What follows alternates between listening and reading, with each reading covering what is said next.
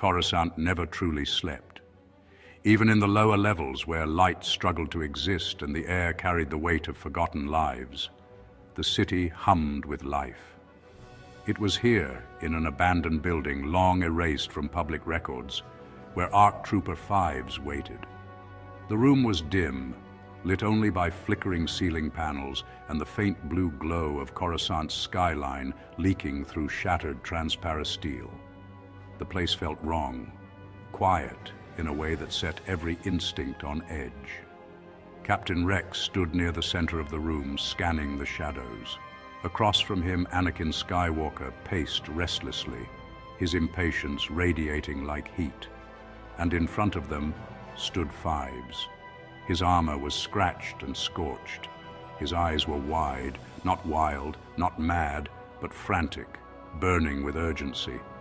5s, Rex said carefully, taking a step forward before the ray shield flared in warning. You need to turn this thing off. Let's talk. Anakin folded his arms, jaw tight. You trap us, drag us out here, and start talking about conspiracies? You're not making this easy on yourself. 5s shook his head violently. You don't understand. I didn't have a choice. They're always watching. Rex's stomach tightened. This wasn't the 5s he knew, the confident ARC trooper who laughed in the face of death. But this wasn't madness either. This was fear. Listen to me, 5s continued, voice breaking. The chips, they're not what we were told. They're not for medical safety. They're commands hidden inside our heads. Anakin's expression darkened. We've been over this. The Kaminoans, they lied, 5s snapped. All of them did. The chips are designed to make us obey, no matter what, no matter who gives the order. Who? Rex asked quietly. 5s hesitated.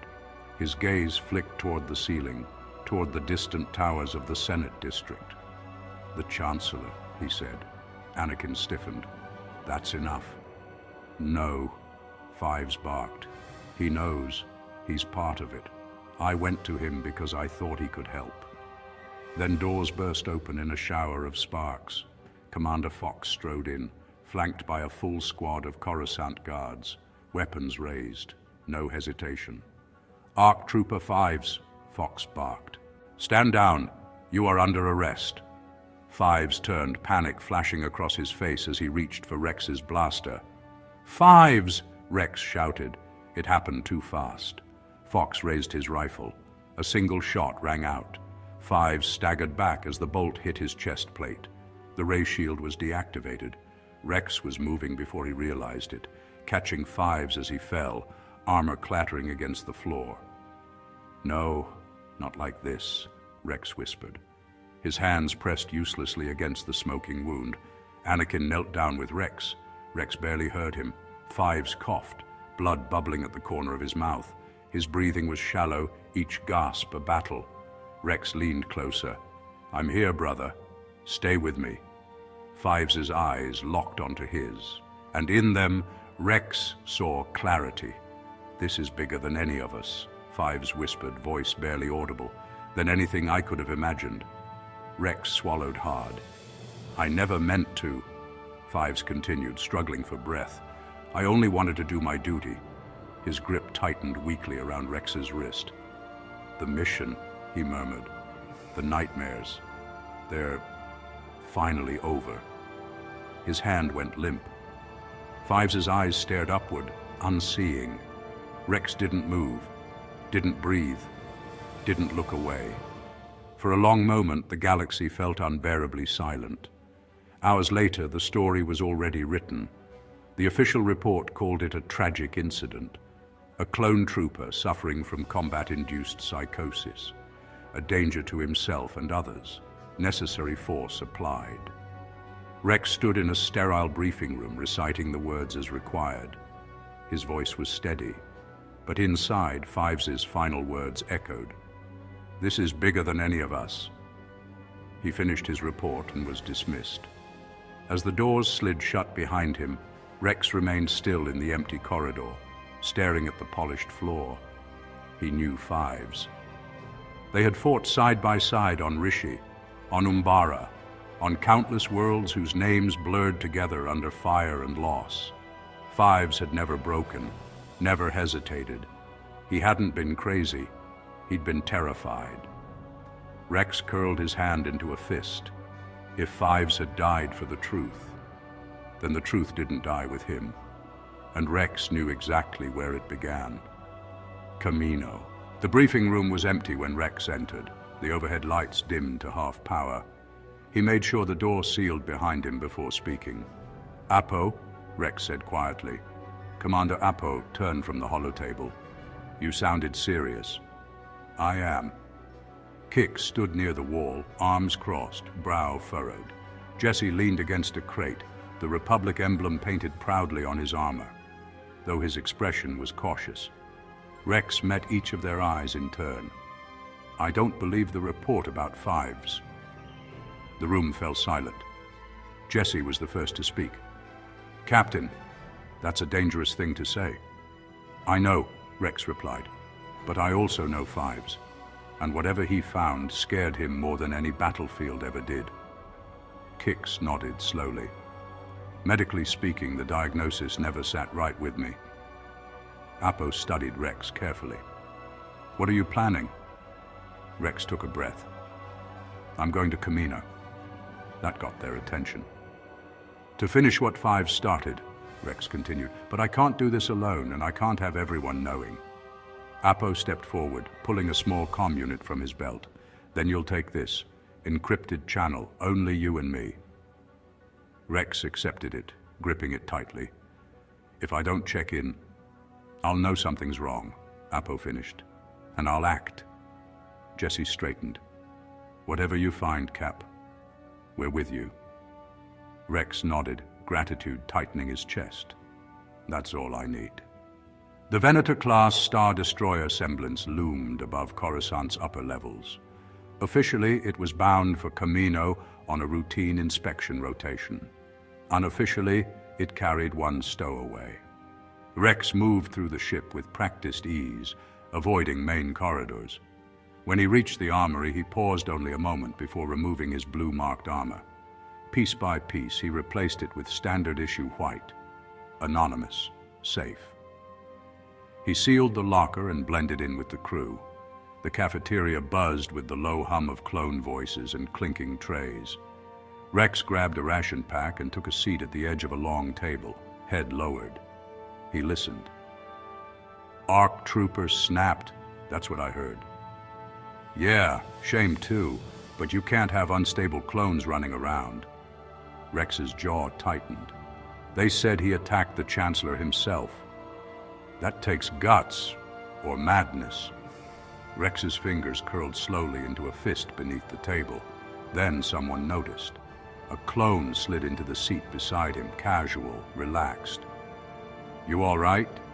You look like you swallowed a thermal detonator." Rex forced himself to look up. "I'm fine." The clone tilted his helmet slightly. "Name's Joker." "Jax," Rex replied without missing a beat. Joker studied him for a moment longer than necessary. "You're new." "Transfer," Rex said. "Maintenance detail." Joker smirked. "Well, Jax, you picked a boring ride. Come on, meet the rest of the squad." Rex hesitated, then nodded. They sat together at another table. "Baker," said the broad-shouldered clone, nodding once. "Bright," added another, his tone sharp and observant. "Ghost," murmured a trooper, whose armor bore muted gray markings. "Grimes," finished the last, tapping his tray. They talked about deployments, close calls, brothers lost. When they asked Rex about his service, he lied smoothly. "Mostly engines, keeps you off the front lines." "Lucky," Baker muttered. Rex said nothing. The ship lurched gently as it jumped into hyperspace. Stars stretched into lines. Camino awaited. Hours later, the rain-swept world rose into view. The semblance docked alongside towering spires as thousands of clones disembarked in perfect formation. Rex moved with them, head down, pace steady. Once inside, he peeled away from the crowd. The medical complex loomed ahead. sterile, silent, and filled with answers Fives had died for. Rex slipped into a service corridor, heart pounding, and disappeared into the depths of Tipoca City. Camino's medical sector was quieter than the rest of Tipoca City. Bright white lights washed over spotless floors, every surface reflecting sterile perfection. To most, it was reassuring. To Rex, it felt like a tomb. He moved carefully through the corridors, helmet on, posture neutral, just another clone among thousands. Each step echoed softly towards the records vault. Rex reached a sealed doorway marked "Authorized Personnel Only." He waited for a passing technician, slipped in behind them, and disappeared before the door slid shut again. Inside, the air was colder. Rows of holotables stretched across the chamber, each one holding the complete biological and psychological history of every clone ever produced. Rex activated a terminal, fingers moving faster than he realized. He searched for one designation only: CT-5555, ARC Trooper 5s. The file opened. Rex scrolled through medical scans, neural readings, Kaminoan annotations written in clinical detachment. Most of it matched the public report: elevated stress markers, neurological trauma. Then he found the addendum, a separate data thread, flagged with restricted clearance. His breath caught. Rex opened it. A list appeared. Inhibitor chip, command index, 150 orders. Rex's eyes moved down the list. Contingency protocols, emergency measures, overrides, and then Order 66. Rex selected it. The description unfolded across the holotable. Upon issuance of Order 66, all clone troopers are required to identify Jedi commanders as traitors to the Republic and execute them on sight. Compliance is mandatory. Rex kept reading. Authorization level: Supreme Chancellor of the Galactic Republic. His hand trembled. Only one man, Rex thought. Images flooded his mind. Fives running from Palpatine's office. His panic, his fear, his desperation. Rex whispered to himself. He showed him. Footsteps echoed behind him. Funny place to get lost. Rex spun, blaster half drawn. Joker stood in the doorway, expression unreadable. Rex's mind raced. Joker's eyes flicked to the active holotable, to the glowing command index, to Fives' name. "What are you doing looking at files from a crazy clone?" Joker asked quietly. Rex didn't answer. Joker stepped closer, activated the table fully. He read.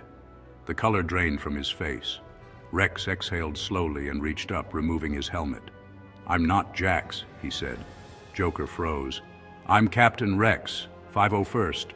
Recognition hit immediately. "You fought at Umbara, Ryloth." "And Fives fought beside me," Rex said. "Every battle, every hellhole." Joker looked back at the file. "They said he snapped." "They lied," Rex replied. "The last time I saw him, he wasn't crazy. He was scared, overwhelmed, like he was drowning." Joker frowned. "Clones don't break like that." "Exactly." Before Joker could respond, the doors slid open. Lama Su entered, tall and unblinking, flanked by Nala Se and a squad of armed clone guards. "Captain Rex," Lama Su said coolly. "This is unexpected." Rex squared his shoulders. "You covered it up." Lama Su tilted his head slightly. "I'm afraid you are mistaken. You knew Fives discovered the truth about the inhibitor chips." Rex continued. "You let him die." Nala Se's eyes narrowed. Lama Su folded his hands behind his back. "Perhaps," he said softly, "you are following the same unfortunate path as your brother." The threat was unmistakable. Joker stepped forward quickly. "Prime Minister, forgive us. We were mistaken. We'll leave immediately." Rex clenched his jaw, but said nothing. They were escorted from the chamber, blasters never lowering. Later, in their assigned quarters, Rex paced the room. "They know," he said. Joker nodded. "And if they're part of this, we can't confront them directly." Rex stopped. His gaze hardened. "Then we don't confront them," he said. We expose them. Joker's eyes lit with understanding. Lama Su's private files, Joker said. Rex nodded. We'll need a distraction. The plan came together in whispers. Inside the dim barracks assigned to Joker's squad, the air felt thick with tension. Armor lay scattered across bunks and crates, helmets set aside as the clones leaned close, voices low. Rex stood at the center. Joker, Baker, Bright, Ghost, and Grimes listened intently as Rex finished explaining what he had uncovered in the medical archives. Inhibitor chips, Rex said. Commands buried in our heads. One of them orders us to kill Jedi.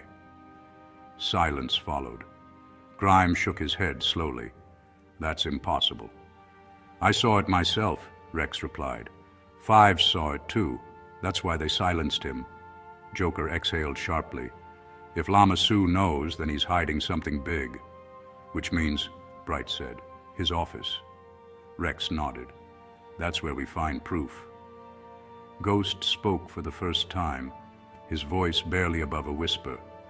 Security will be heavy, which is why we don't fight it, Joker said, already thinking ahead. We distract it. The rain intensified as the plan went into motion. Baker and Bright slipped away first, heading toward the communications center, their movements casual, unremarkable. No alarms yet, no suspicion. Ghost and Grimes positioned themselves outside Lama Su's office, standing at attention like any other guards assigned by rotation. Their posture was perfect. Kaminoan-approved obedience. Rex and Joker waited in a shadowed corridor, counting seconds. Then it happened. A sharp alarm pierced the quiet hum of Tipoca City. Unauthorized transmission detected. Moments later, a clone captain hurried past, urgency in his stride. Rex watched as he entered Lama Su's office and emerged seconds later with the Prime Minister himself, flanked by guards. Lama Su's long face tightened in irritation. Take me to it, immediately. As the group disappeared down the corridor, Ghost tapped his helmet once. Clear. Rex and Joker moved. Lama Su's office was immaculate. Tall windows revealed the endless storm outside, lightning flashing over the churning sea. Shelves lined with data cylinders and holoprojectors stood in perfect order. Joker went straight to the main terminal. Encrypted, he muttered, heavily. Rex scanned the room, every instinct screaming urgency. We don't have much time. Joker's fingers flew across the interface, bypassing locks layer by layer. Seconds stretched into agonizing minutes. Then, got it. The terminal chimed softly as a hidden file unlocked. A holo recording activated. Nala C's figure appeared, projected in pale blue light. Across from her stood a hooded figure, Count Dooku. Rex felt his blood run cold. Lord Tyrannus, Nala C said in the recording, the clone has discovered the true function of the inhibitor chip. Dooku's voice was smooth, cold, unfortunate. He has attempted to alert the Jedi, Nala C continued. He must not be allowed to compromise the program. The Jedi must remain ignorant, Dooku replied. Deliver the clone to me personally if possible. If not, silence him. The plan cannot be endangered. The recording ended. No dramatic flourish. No doubt. Joker immediately began copying the file, his jaw clenched. That's the leader of the Separatists. And the Kaminoans are working with him, Rex said quietly. The whole war, it's built on a lie. A knock sounded. 3 short taps. Ghost's voice crackled over the comm. You're out of time. Rex grabbed the data chip as Joker sealed the terminal. They slipped out just as distant voices echoed through the corridor. Back in the barracks, the squad gathered again. Baker looked between Rex and Joker. You find anything? Rex didn't answer right away. Instead, he activated the recording. Dooku's face filled the room. Shock rippled through the squad. Bright swore under his breath. Grimes sat heavily on his bunk. Ghost stared in silence. Joker finally spoke. If Dooku is behind the chip, then he's not working alone, Rex said, because there's only one man who can activate it. The Chancellor, Bright whispered. Rex nodded grimly. We can't ignore that possibility. Rex raised Apo's secure comlink.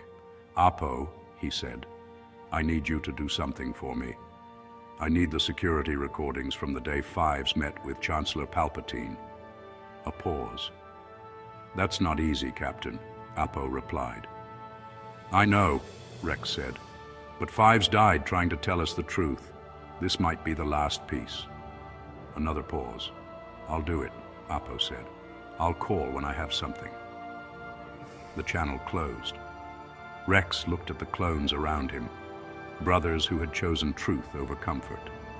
This goes deeper than Camino, Rex said, and it's not over. The storm was only beginning. Coruscant glowed beneath layers of traffic and light, the heart of the Republic beating with false confidence.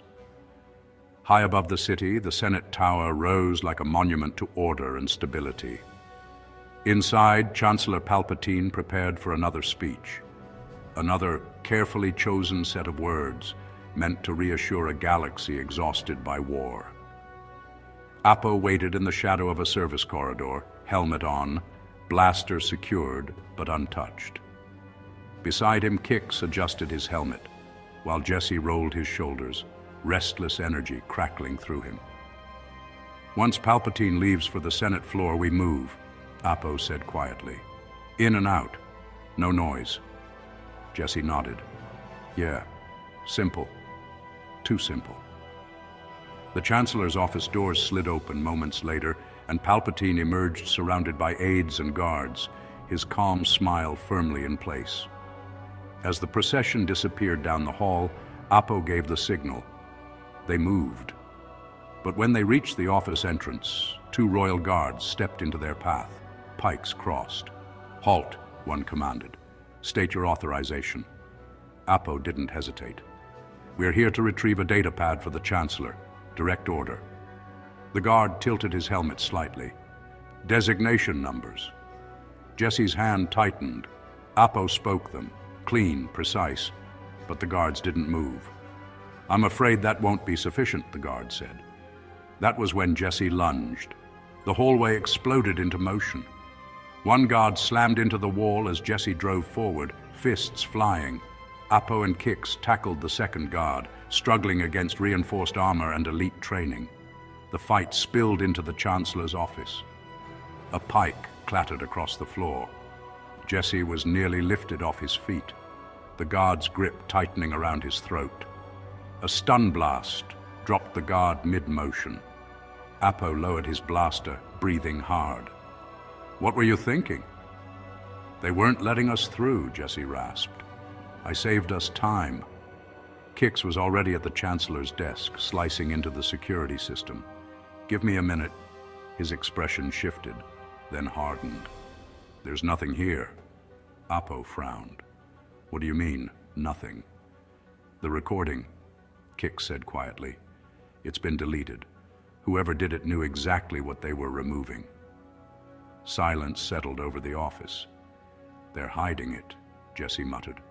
Which means it mattered, Apo said. They left as quickly as they came, disappearing before alarms could fully register. On Camino, Rex stood rigid as Apo's report came through the secure channel. Deleted. No recording. Rex closed his eyes briefly. Thanks, Apo, he said. You did enough. When the channel went dead, Rex turned back to Joker and his squad. That confirms it, Rex said. Someone with power is erasing the trail. Joker crossed his arms. Then secrecy won't protect us anymore. Rex looked toward the towering spires of Tipoca City. No, he agreed. It won't. The command center doors burst open. Clone troopers flooded the room, weapons raised, not in aggression, but in defiance.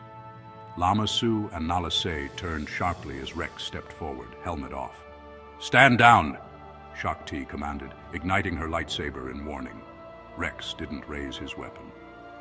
I'm Captain Rex of the 501st Battalion, he said clearly, "and I have evidence regarding the death of ARC Trooper 5s and the inhibitor chips placed in every clone trooper." Shakti studied him. "Explain." Rex nodded to Joker. The holotable activated. Across Camino and across the galaxy, the image of Nala Se speaking to Count Dooku flickered to life. Gasps echoed through the chamber. Rex stepped forward, his voice steady, carrying far beyond the room. Fives wasn't crazy. He discovered the truth, that the Kaminoans implanted inhibitor chips in every clone, chips that contain secret orders, including one that forces us to execute Jedi as traitors. Lama Su tried to interject. "This is a misinterpretation." Shakti raised a hand. Silence. Rex continued. "Count Dooku, leader of the Separatists, was aware of this program, and only one individual has the authority to activate these commands." Across the galaxy, clone troopers froze as they listened. "Chancellor Palpatine." The truth spread like fire through dry grass. Shakti turned slowly toward the Kaminoans. "Prime Minister Lama Su, you and all Kaminoan officials are hereby placed under arrest, pending investigation." Clones moved in unison. The lie collapsed. On Coruscant, Palpatine felt it. A disturbance, sharp, sudden, undeniable. He stood at the viewport of his office as clone troopers gathered below, their ranks swelling by the second. His smile faded. Then the doors exploded inward. "Chancellor Palpatine," Apo shouted, blaster raised, "you are under arrest for treason against the Republic." Palpatine spread his hands innocently. "I have no idea what you're talking about." A blaster bolt scorched the wall beside him. The smile vanished.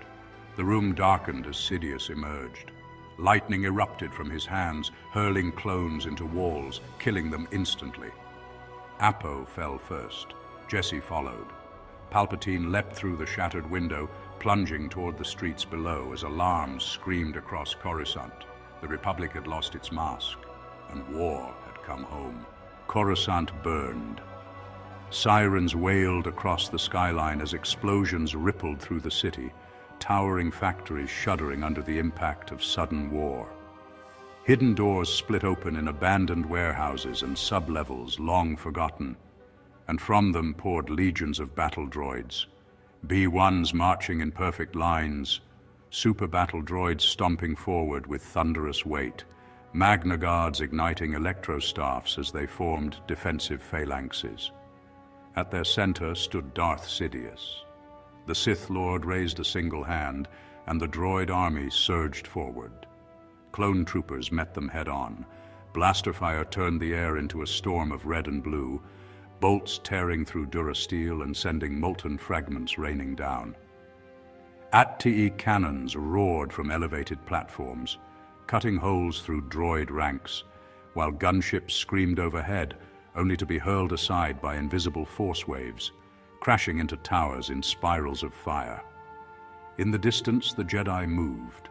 Yoda stood at the center of a hastily assembled command post, his expression grim. "End this we must," he said quietly. Anakin Skywalker ignited his lightsaber, the blue blade humming with restrained fury. Obi-Wan Kenobi stepped beside him, calm but resolute. "We'll draw him out," Obi-Wan said. "Together." They advanced through the chaos, cutting through droids with precise, devastating efficiency, Anakin's power a raging storm, Obi-Wan's defense unbreakable, Yoda's movements a blur of green light and acrobatics that defied his age. Sidious awaited them within the depths of a massive manufacturing complex, the hum of active droids echoing like a heartbeat. "So," Sidious purred as they approached, twin crimson blades igniting, "the truth has been revealed." The duel erupted. Lightning clashed against spinning lightsabers. Steel buckled as force waves shattered walls and ceilings. The building shook under the weight of their power. Sidious was strong, terrifyingly so. But 3 against 1 was more than even a Dark Lord could sustain. Step by step, blow by blow, the Jedi pressed him back. Snarling, Sidious retreated down a narrow corridor. "Don't let him escape!" Anakin shouted. They followed, too late. The floor detonated. The explosion ripped through the hallway, throwing Anakin and Obi-Wan into the walls and slamming Yoda into a heap of shattered duracrete. The structure groaned, pieces collapsing inward as smoke and dust filled the air. Sidious emerged from the haze, laughing. "Fools," he hissed. He lifted Yoda into the air with the Force, fingers curling as if around an invisible throat. "The Jedi and the Republic will fall," Sidious said, tightening his grip. Yoda gasped. Then a blaster bolt struck Sidious in the arm. He cried out, releasing Yoda as the shot burned through his sleeve. Sidious turned. At the far end of the corridor stood dozens of clone troopers, weapons raised. At their head, Captain Rex, Joker, and his squad. Rex stepped forward, blaster steady, voice unwavering. "This is for Fives," Rex said, "and for every brother who died believing in a lie." Sidious unleashed lightning. Hundreds of blaster bolts answered. The corridor became a wall of fire. Sidious deflected, spun, screamed. But there were too many brothers firing as one. His blades faltered, his lightning failed. The Dark Lord fell. Silence followed, slow, heavy, absolute. The war ended not with a declaration, but with exhaustion. Republic and separatist systems alike turned inward, dismantling the corruption that had driven them into endless slaughter. The Jedi Order stepped away from political command, choosing once more to serve the people, not the Senate. Kamino's cloning program was halted. The inhibitor chips were removed. Across Coruscant, a statue rose in the Capitol Plaza. Aarki Trooper Fives stood immortalized in stone, blaster lowered, gaze fixed forward, watching over the brothers he saved. Rex stood before it once, helmet under his arm. He said nothing. Days later, far from the noise of politics, Rex stood on the grassy plains of a quiet world, the sun dipping low on the horizon. The sky burned gold and red as stars began to appear. The wind rustled through tall grass. Rex breathed it in, at peace. He looked up at the stars and spoke softly, only to the Force and the memory of a brother. "We did it, Fives." The sun disappeared below the horizon, and for the first time, the galaxy rested. And that is where we'll end the story. If you enjoy content like this, consider like and subscribing. I do truly appreciate it. Other than that, I'll see you in the next one. As always, may the Force be with you.